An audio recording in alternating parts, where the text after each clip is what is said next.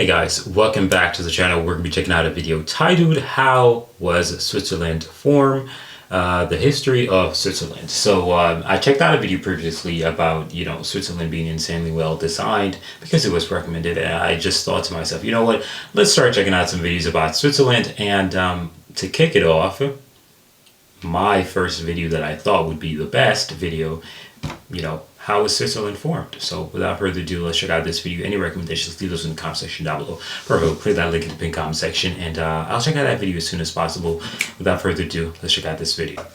Today, Switzerland is known for its chocolate and neutrality.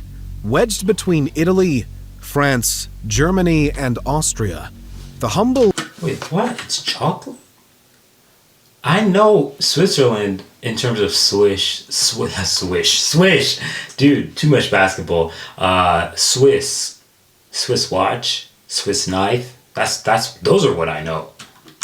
Between Italy, France, Germany, and Austria, the humble, non-belligerent nation and base for the founding of the Red Cross has scarcely made a bad name for itself in the recent history books.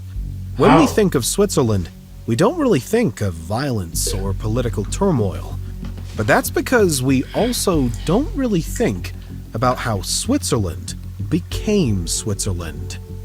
Today, the nation known by the name Switzerland in English is actually officially known as the Swiss Confederation. With 4 official languages and 41,285 square miles of land filled with roughly 8.6 million people, when you start to pay attention, you may start to wonder, how did this nation begin? Well, the formation of the Swiss Confederation seems... Being honest with you, that's a good question. Shares a lot of borders, land borders, so it makes you really question, actually, like logically, how did you come about? Because with Germany being right there, Austria seems to have happened in a few stages. Back in the BC era, modern-day Switzerland was occupied by Helvetic Celts and would later be taken under the crown of the Roman Empire.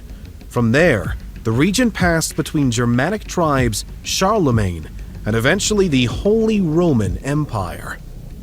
It was during this time that we see the first phase of the Swiss Confederation starting on the path that turned it into Switzerland as we know it. First came the Old Swiss Confederacy. In 1291, 3 Swiss cantons from within the Holy Roman Empire decided to form an alliance amongst each other in response to the destabilized environment around them. These cantons, Uri, Schwyz, and Unterwalden, agreed through a federal charter to jointly manage common interests, including defense and economy. While this wasn't the first time that such an agreement had been made, it is still marked by many historians and the Swiss state as the start of the modern nation's journey. This early confederacy would also grow fairly quickly, and by the 15th century, the 3 original members had welcomed in the city-states of Lucerne, Zurich, and Bern, in addition to the cantons of Glarus and Zug. This successful expansion was not praised by all, though, and the Austrians in particular became agitated by it. Military conflicts between members of the Swiss Confederacy and Austria began to break out off and on throughout the latter half of the 14th century. This clash was a result of the ongoing strife between the Old Swiss Confederacy and the Duchy of Austria under the command of Leopold III and resulted in a remarkable Swiss triumph. Another victory came in 1388 when the Swiss and Austrians collided again.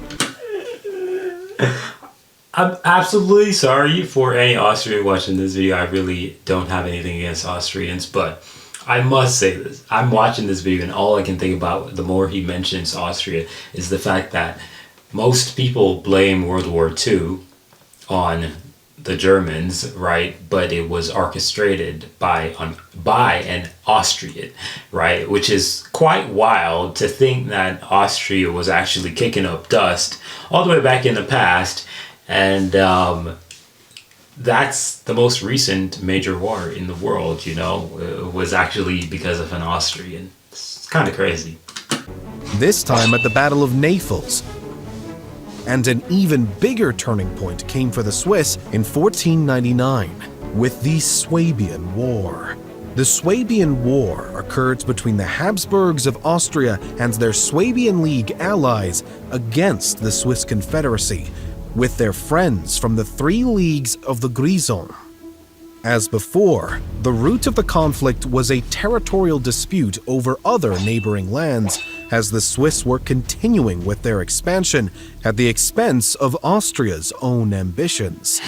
The war lasted from January through September of the same year and resulted in a peace treaty that greatly favored the Swiss and eventually granted the Confederacy de facto independence from the Holy Roman Empire. Still, the Swiss cantons remained an official part of the... Are we witnessing a story of separation rather than invasion? That would be beautiful. I'm just being honest. Beautiful. Holy Roman Empire for a bit longer. However, their expansion did not end by any means. For example, in 1501, two more cantons, Basel and Schaffhausen, joined the Confederacy. In September of 1515, the Battle of Marignano between the Old Swiss Confederacy pitted against France and Venice proved that the so-far invincibility shown by the Swiss was not quite as bulletproof as they had hoped. Nonetheless, despite the crushing defeat, the Confederacy stood strong and moved on to the next obstacle, the Protestant Reformation. The Swiss Confederacy was directly affected by the Reformation and subsequently became greatly divided. Between the influence from Luther over in Germany to that of Zwingli and Calvin, the Swiss were overwhelmed by Protestantism, and many began to follow the movement and align with its beliefs. This caused a rift between those newly Protestant Swiss and the remaining Catholics within the Confederation, and a period known as the Wars of Kappel and later the Wars of Villmergen came as a consequence. Despite the internal conflicts, though, the overall shared interests of the Confederacy members proved to be of high importance and managed to hold the alliance together. As a result, by the mid-17th century, with the signing of the Treaty of Westphalia, the Swiss Confederacy was able to gain full independence from the Holy Roman Empire. Though freedom was sweet, it was short-lived for the Swiss. In the late 18th century, Napoleon led his troops into the Swiss cantons for a successful annexation that resulted in the establishment of a centralized government and a single state under the French. It took almost 2 decades for this to be undone with the Congress of Vienna in 1815, but this finally re-established the original Confederacy. Additionally, this agreement reconfirms the former neutrality that the Swiss Confederacy had established back with the Treaty of Westphalia, and allowed the admission of Valais, Neuchâtel, and Geneva into the Confederacy. This victory quickly led to another major step toward the establishment of today's Switzerland. After freeing itself from the grasp of France, the Swiss Confederacy faced a... How many years of independence is this? Damn. That's a lot. New string of internal conflict, as the Catholics hoped to maintain the structures of old, while the Protestants wanted to create a more unified federal state instead, amongst other civil and religious disputes between the sides. Ultimately, the Protestants won the day, and it was decided that Switzerland would become a more unified federal state with a new official constitution in 1848. Later revisions were made to the Constitution in 1874 and once more in 1891, with some slight amendments also made in 1999. Thanks to this Constitution and its amendments, referendum democracy and autonomy for the included cantons became the new pillars of Switzerland's structure, and much of the Constitution was modeled after that of the United States. Some interesting inclusions in the new Constitution were, for example, One clause that allows the entire constitution to be rewritten if that was found to be necessary. Damn. Another put an end to Swiss troops serving abroad outside of the Holy See and under Francis II of the Two Sicilies. Furthermore, So wait, hold up. So if there's a world war, Switzerland is not going to participate. Is that what I'm hearing? the 1891 update put a strong emphasis on direct democracy and, for the most part, finalized its contents. During the 20th century, Switzerland continued to shape itself as a unified nation and a strong European political entity.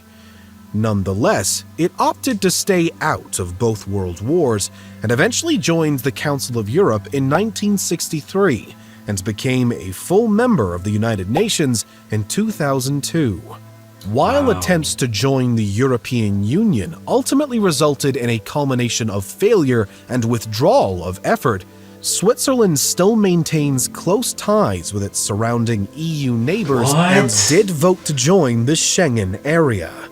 So today, the Swiss Confederation, or Switzerland, is a unified... I genuinely respect it, bro. Like all of this, attachment only brings you a lot of failures, and the neutrality clearly worked for them. And I absolutely would stay neutral if it has worked for me. If neutrality didn't work, then it's pointless being neutral. But if neutrality worked, come on, man, you gotta stay neutral.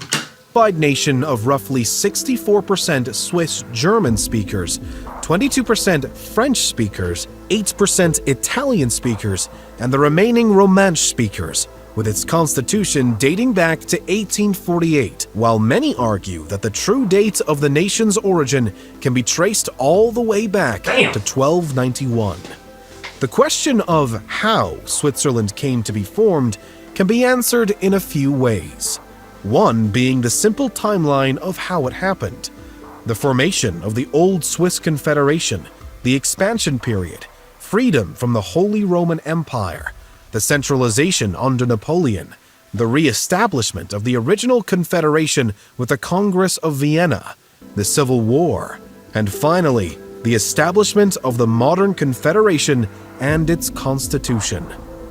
This, of course, fails to address the rest of the how, or maybe the why.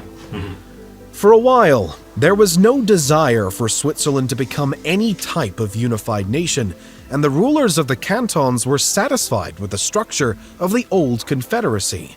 At that point in time, the higher priority was gaining... I just don't get it, dude. I don't get it.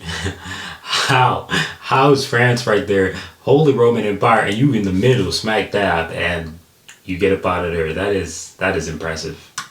More autonomy from the Holy Roman Empire and later France. Still, the first inklings of such changes may have begun with the Protestant Reformation back in the 16th century. Without a doubt, though, the division that this created proved to be a root cause in the eventual push by the Protestants for a unified state, amongst other changes. The war between the traditional Catholics and... Yeah, because, I'm just being real, civil war is the last thing that you want. I think the United States is always under that similar thing where it's the people are against each other and the division and the fight. The United States is one lucky country, that's all I can say, because though the country is divided, for some odd reason, we're able to, keep going and propelling and not actually, getting into serious division, even though it is divided, right? So it's being divided by religion, you got to try to unite it, because I'm telling you, the last thing you want is one person dipping out, because it's going to crash everything. So the fact that you guys were able to do that, beautiful. The liberal Protestants only showed the people even more that unity was necessary, and a federal government would be beneficial in healing the divide. Yes. Beautiful. Absolutely beautiful. I am so surprised that Switzerland wasn't even involved in World War I or II. That is insane. Switzerland might be the definition of neutrality, because what? That's crazy, man. Like the fact that you weren't involved in either of those and you were technically, how is that even possible? You're literally there. How? Wait, what? It now it's really hitting me. Like Switzerland is so close to Germany. How is it that you guys got to explain to me more details in the comment section about this whole World War II, specifically World War II, and how did you guys actually have neutrality throughout that process, and what happened throughout that neutrality process during World War II? Because yeah, kind of wild to think about it. But yeah, thank you guys for watching this video. I'm out of here. Peace.